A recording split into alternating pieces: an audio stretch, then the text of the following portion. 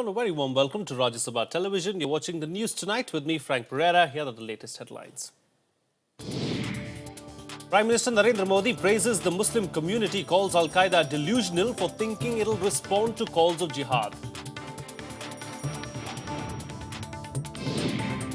Scotland votes a decisive no to independence. Over 55% favour retaining their 307-year union with Britain. Richard Rahul Verma nominated as the next US ambassador to India. He'll be the first Indian American to serve as the top US diplomat in New Delhi. Angry words continue between the BJP and the Shiv Sena. All eyes on crucial seat-sharing meet to see if the alliance survives in Maharashtra. And 2014 Asian Games gets off to a colourful start in the South Korean city of Incheon. India looking to clinch a record medal haul in the 17th edition of the Games.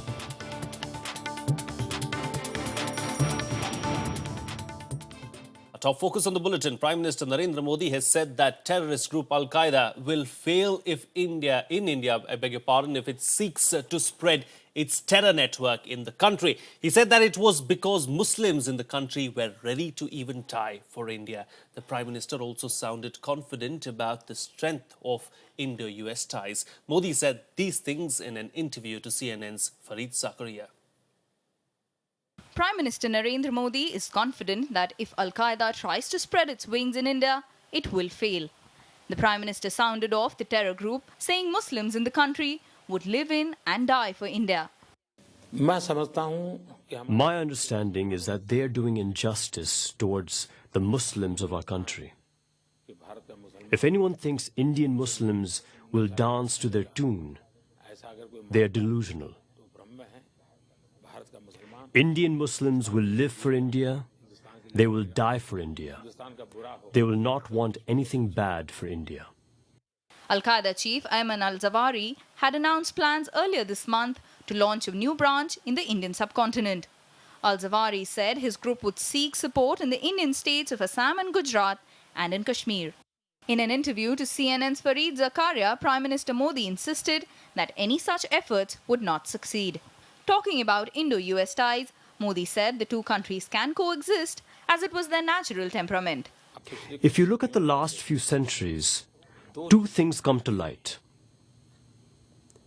America has absorbed people from around the world, and there is an Indian in every part of the world. This characterizes both the societies. Indians and Americans have coexistence in their natural temperament. Prime Minister Modi also said there was a genuine desire in both countries to try to upgrade the ties substantially. Bureau Report, Rajya Sabha TV. Meanwhile, Chinese President Xi Jinping wrapped up his three-day visit to India on Friday. Before leaving, Xi praised India's rapid economic development and sought cooperation between the two nations in this endeavour. Meanwhile, Chinese troops have backed down after Modi raised the Chinese incursion issue with Xi on Thursday.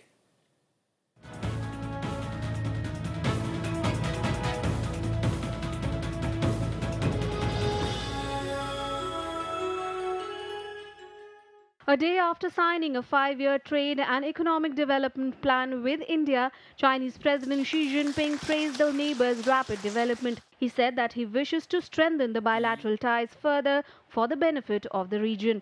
具有广泛的地区和全球影响。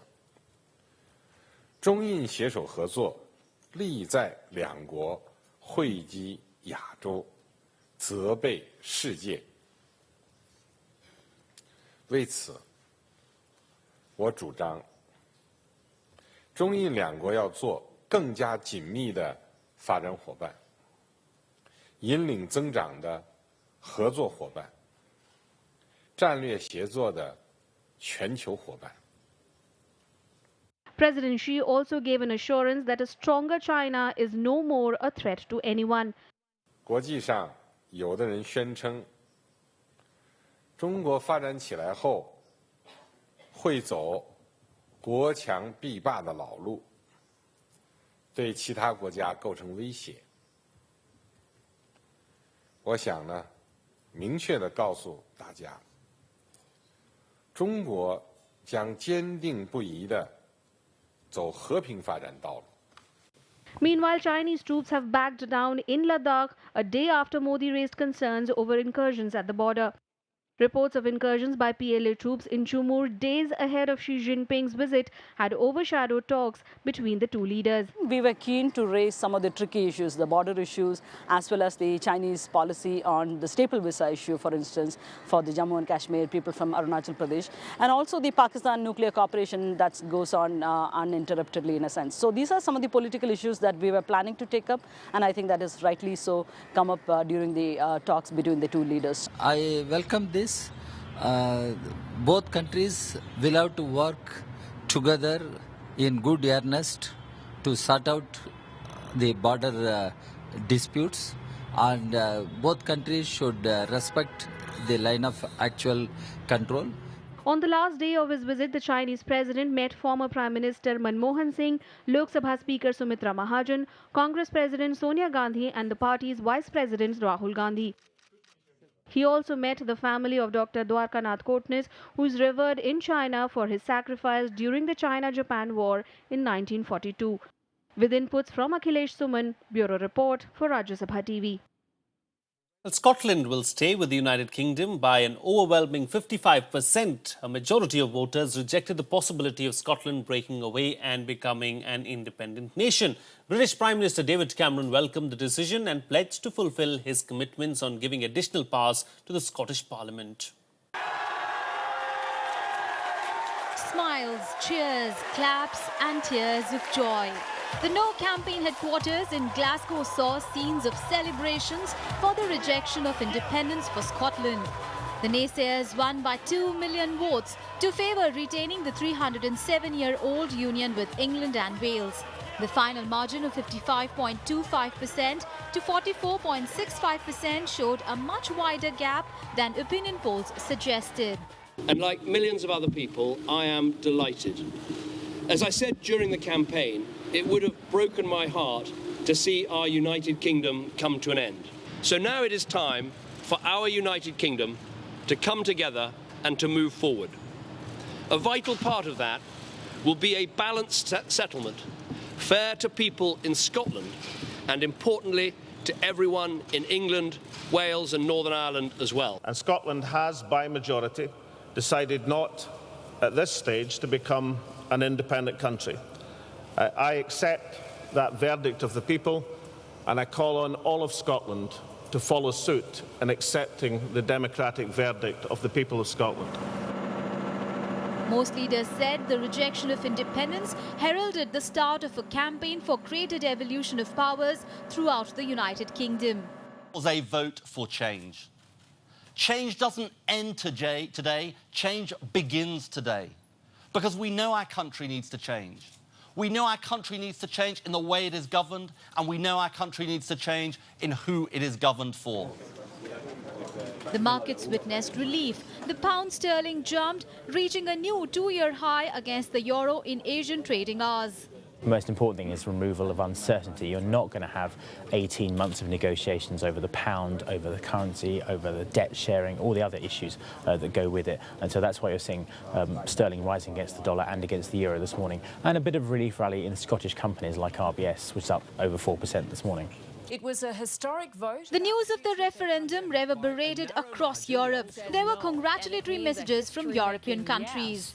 Que ayer han decidido de manera clara e inequívoca seguir formando parte del Reino Unido y por extensión de la Unión Europea. In Schottland Ratschläge gegeben, das ist in der internationalen Politik immer ratsam und deshalb sage ich jetzt auch nur, ich respektiere es und sage das mit einem Lächeln. Queen Elizabeth II, who monitored the referendum with interest, was due to make a written statement. It was understood that her remarks will focus on reconciliation. Cameron wants to move fast to show that the three main UK party leaders will live up to their commitments made during the referendum campaign to devolve more powers to the Scottish Parliament. Bureau Report, Rajya Sabha TV. Going on now, Richard Rahul Verma could be the next US ambassador to India. President Barack Obama has nominated the Indian American ahead of Prime Minister Narendra Modi's visit to Washington later this month. If confirmed by the Senate, Verma would be the first Indian American to serve as the top US diplomat in New Delhi. He has been called the most influential Indian American congressional aide in the past. And if things go as planned, he could soon be known as the most influential Indian American in India. That's Rahul Richard Verma, who US President Barack Obama nominated as the country's next ambassador to India. The appointment is pending Senate approval.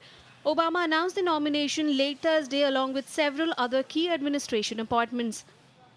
The appointment is an important one since India has not had a full-time US ambassador to India after Nancy Powell resigned in March. Verma's appointment can also be seen as a salve of sorts after Powell's tumultuous tenure that included the Devyani Khobragade incident. The prolonged vacancy had raised questions about the US's commitment to ties between the two countries. 45-year-old Verma is said to be a close confidant of the president and also former Secretary of State Hillary Clinton. He currently serves as senior counselor at Steptoe and Johnson LLP and Albright Stonebridge Group. He is also a senior national security fellow at the Center for American Progress. Bureau Report, Rajya Sabha TV. It's time for a short break now, but up next, the mandolin goes silent. U. Srinivas breathes his last in Chennai. We'll tell you more on the other side of this break. Stay tuned.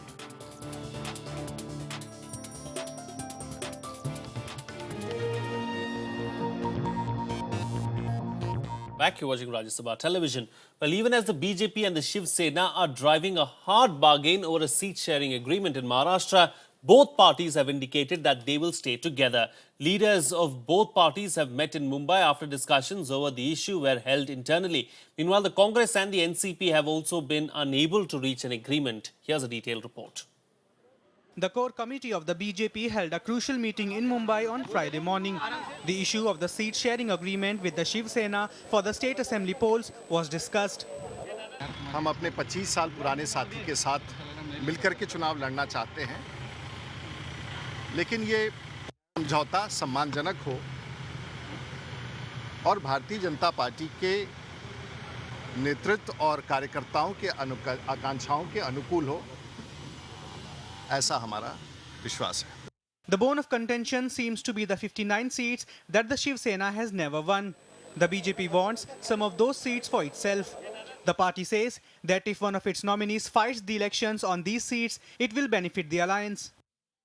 अभी हमारी ये मांग रही शिवसेना के साथ कि जो 25 सालों में जो सीट कभी शिवसेना ने जीती ही नहीं, जो सीट ऐसे 59 सीट है कि जो कभी जीती ही नहीं, आज तक 25 साल में जीती नहीं, ऐसे सीट के बारे में चर्चा करके उसमें से कुछ सीट भारतीय जनता पार्टी को मिलनी चाहिए.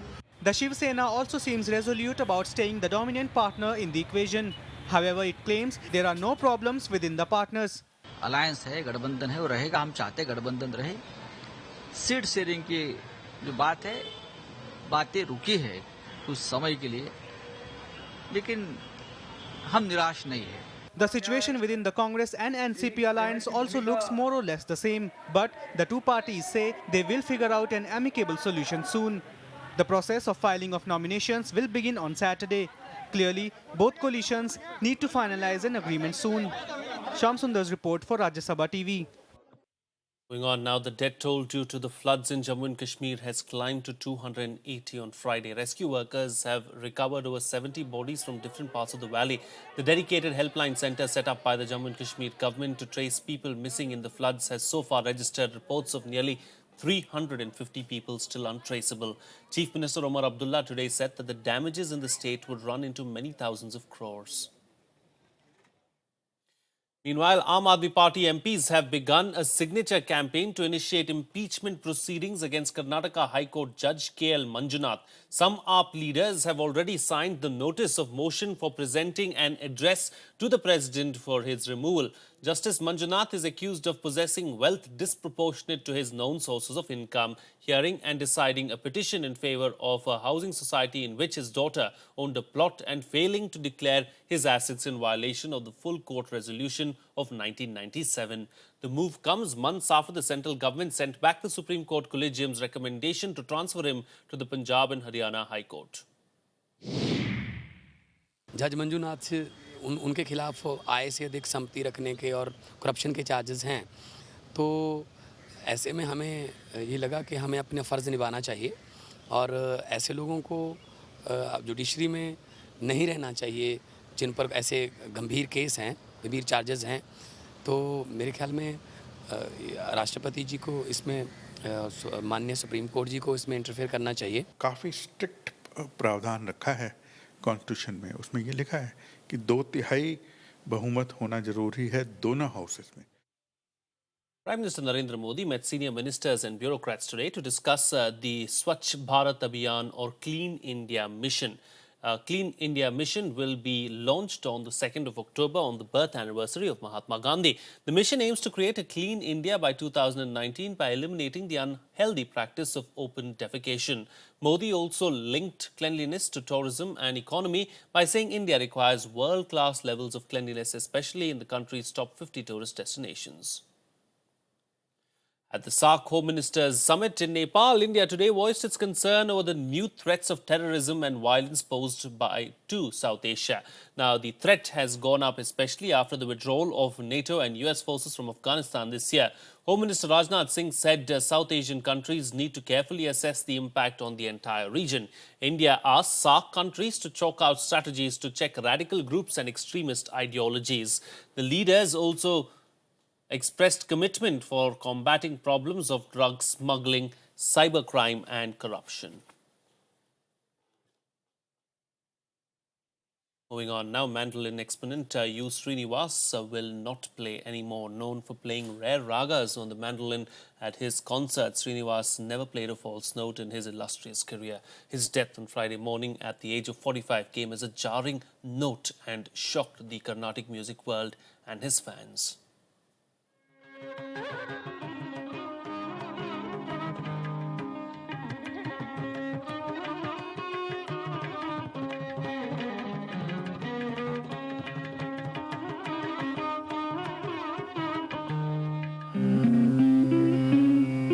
Carnatic music lovers had never seen a mandolin till a child prodigy by the name of U. Srinivas showed them how it is played. The year was 1978. The venue was the Tyagaraja Aradhana Festival in Gudivada, Andhra Pradesh.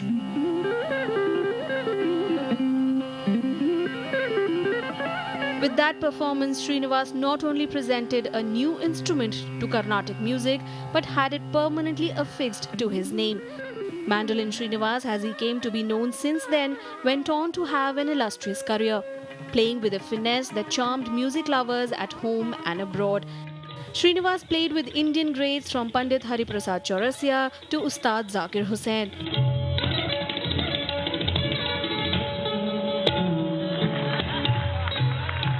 On the world stage, he collaborated with renowned musicians like Michael Nyman and Michael Brook.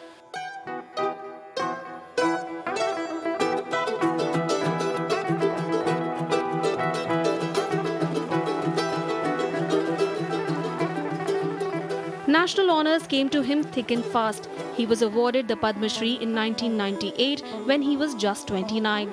He was given the Sangeet Natak Academy Award in 2010. But despite the many awards and accolades, Srinivas remained always unassuming, courteous and soft-spoken. In his passing away, Indian music has lost a quiet rebel who always let his mandolin do the talking.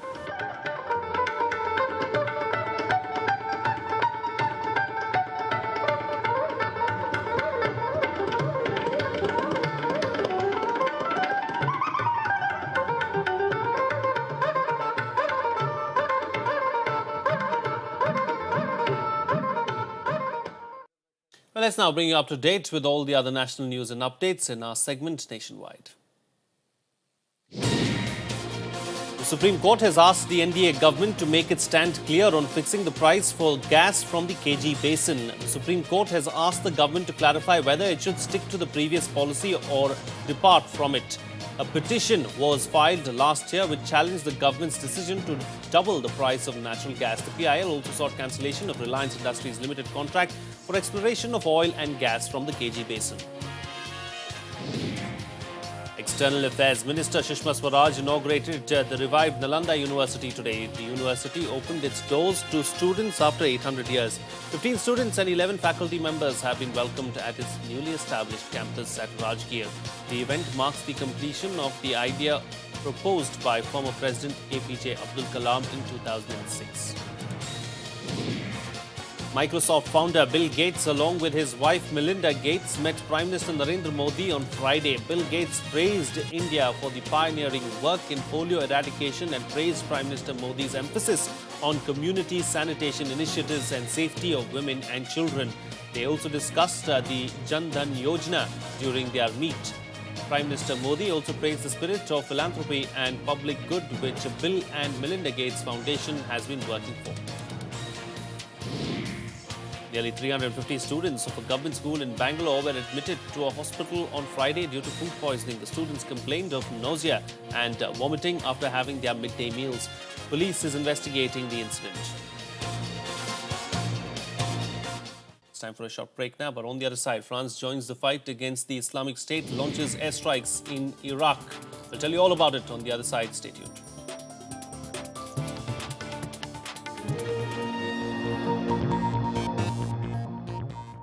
Welcome back. You're watching Rajya Sabha television.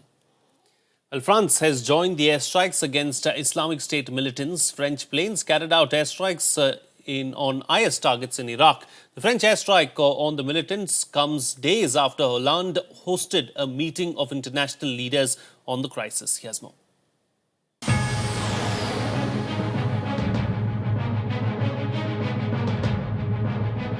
Less than 24 hours after President François Hollande announced he had approved a request from the government in Baghdad for air support, at least 2 French Rafale planes attacked the insurgents' positions.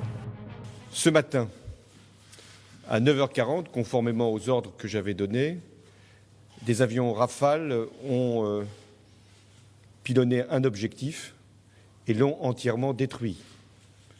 Cet objectif se situait au nord-est de l'Irak et était essentiellement un dépôt logistique qui servait à monter des opérations. D'autres actions auront lieu dans les prochains jours. France's defense ministry said the destroyed building containing vehicles, weapons and fuel had been hit 4 times. The defense ministry statement read, "We were able to do this thanks to the reconnaissance missions we have been carrying out since Monday. The mission was carried out in direct coordination with the Iraqi authorities and our allies in the region." Unquote. The US is marshalling a coalition of almost 30 countries, Western allies, as well as countries in the Middle East to confront the militant group. Obama's strategy was backed by the Senate. The Senate's 78-22 vote, a day after the House passed the measure, masks serious doubts that some senators had. Meanwhile, hundreds of Syrian Kurds gathered on the border, seeking to cross into Turkey after Islamic State fighters seized 21 villages and besieged a Kurdish city in northern Syria. Turkish security forces stood guard as crowds waited at border fences. Close to 1,000 Syrian Kurds continued to gather on the border, seeking to cross into Turkey on Friday. Their plight remains uncertain. Bureau Report, Rajya Sabha TV. Let's now bring you up to date with the other news-making stories from around the world in Global Buzz. At least 16 people were killed and several others injured when 3 suicide car bombs near Iraqi capital Baghdad. The attacks come as security forces fight against the IS to regain their grounds in Iraq. A week ago, 2 suicide blasts killed 19 near Baghdad. A Chinese court fined UK drug maker GlaxoSmithKline $490 million after found guilty of bribing doctors and hospitals to use its products. The court also pronounced GSK's former British country manager and others to 3 years of prison. The penalty is the largest ever and a corporate fine in China. Heavy rains in the Philippines' capital of Manila have caused severe floods, forcing thousands of people to evacuate to safer areas. At least 2 people have died and more than 40,000 have been evacuated so far. More than 500,000 have been affected. Rescue work continued round the clock to evacuate people who are trapped in waterlogged homes. The US Senate has unanimously passed a bipartisan resolution designating September 30th as US-India Partnership Day. The move is to recognize the contribution and relationship of the two countries that will continue to help define the 21st century. The bill was introduced at the Senate on September 17th. The move comes ahead of Prime Minister Narendra Modi's visit at the White House on September 29th and 30th. Well, Incheon witnessed a colourful opening ceremony of the 17th Asian Games on Friday. Around 13,000 competitors from 45 countries will compete for 439 gold medals in the next 2 weeks. The Indian contingent would be looking to better the medal tally of 65 claimed at China 4 years ago. Here are some of the colourful moments from the ceremony.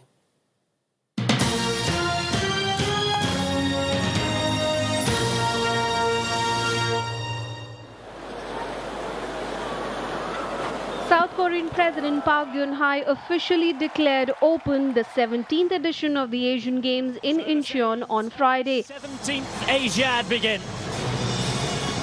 Park Geun-hye opens the 17th Asian Games. Incheon 2014 is officially begun.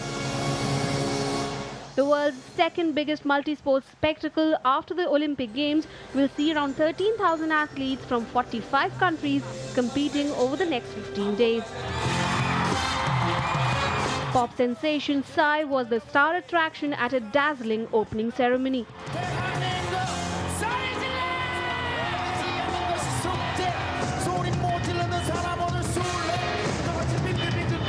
The flame was lit up by celebrated Korean actress Lee Young-ai. And now for the lighting of the flame.